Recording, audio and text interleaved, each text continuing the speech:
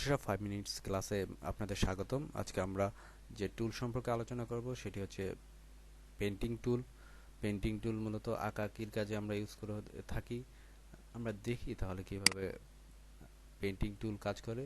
তার আগে দেখি পেন্টিং টুলের সাথে আর কি কি টুল আছে। এখানে পেন্টিং টুলে ব্রাশ টুলস আছে, পেন্সিল টুল আছে, কালার রিপ্লেসমেন্ট টুল আছে এবং মিক্স টুল আছে।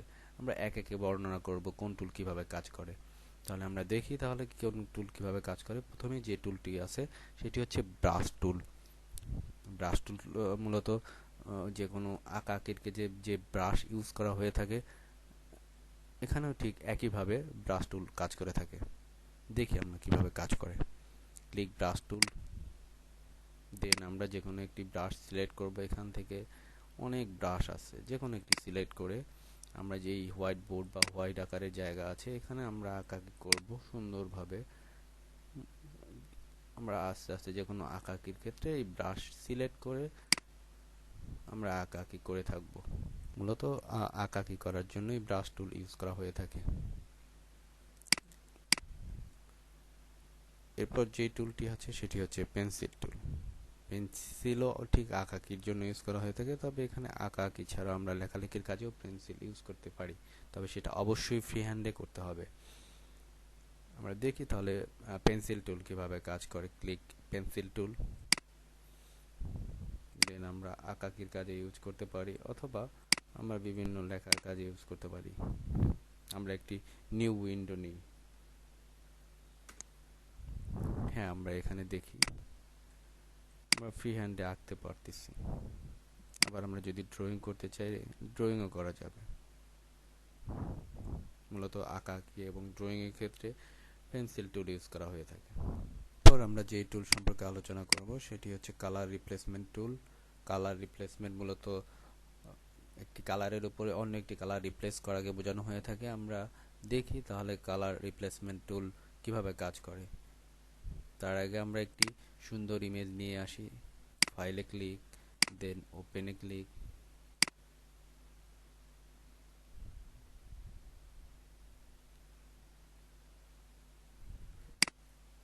ফ্লাওয়ার ক্লিক করে ওপেন করলাম। এখানে একটি সুন্দর ইমেজ আসছে। এখানে ইমেজের যে ফ্লাওয়ার অংশটি আছে, ফ্লাওয়ার অংশটি মূলত রেড কালার। আমরা দেখি এটা চেঞ্জ হয় কিনা। আমরা পেন্সিল টুলে গিয়ে কালার রিপ্লেসমেন্ট টুল ক্লিক করি। দেন এখানে যে ফরগ্রাউন্ড কালার আছে, এই ফরগ্রাউন্ড কালার থেকে আমরা যে কোনো একটি কালার সিলেক্ট করি। হ্যাঁ, আমরা একটি কালার সিলেক্ট করলাম।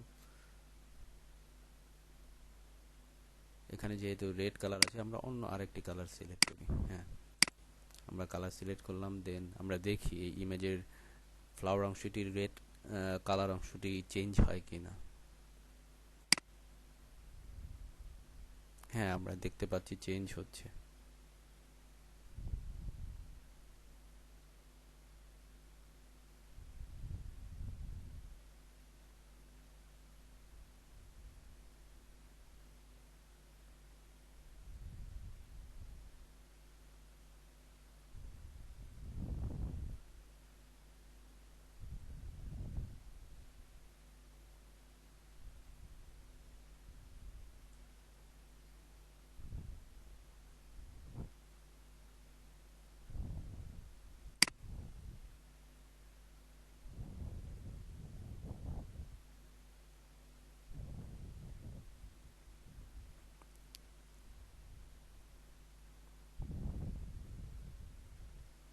হ্যাঁ, কালারটি চেঞ্জ হলো।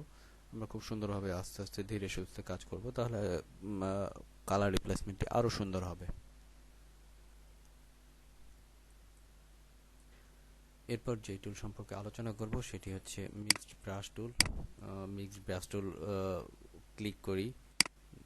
মিক্সড ব্রাশ টুল মূলত কাজ করে একাধিক ব্রাশ ইউজ করে কোনো ড্রয়িং বা কোনো আঁকাআঁকির কাজের ক্ষেত্রে আমরা ইউজ করতে পারি। আমরা আঁকাআঁকির ক্ষেত্রে যেমন একাধিক ব্রাশ ইউজ করে থাকি, এখানেও ঠিক সেই একই কাজ করে থাকে মিক্স ব্রাশ টুল। আমরা click mixed brush tool click করি। দেন এখান থেকে যে কোনো একটি ব্রাশ সিলেক্ট করি।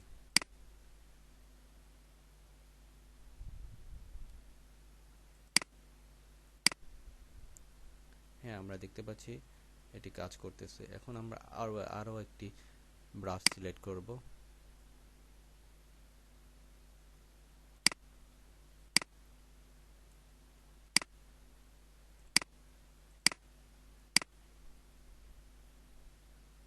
হ্যাঁ, দ্বিতীয় ব্রাশটি কাজ করতেছে। আমরা আর একটি ব্রাশ সিলেক্ট করি।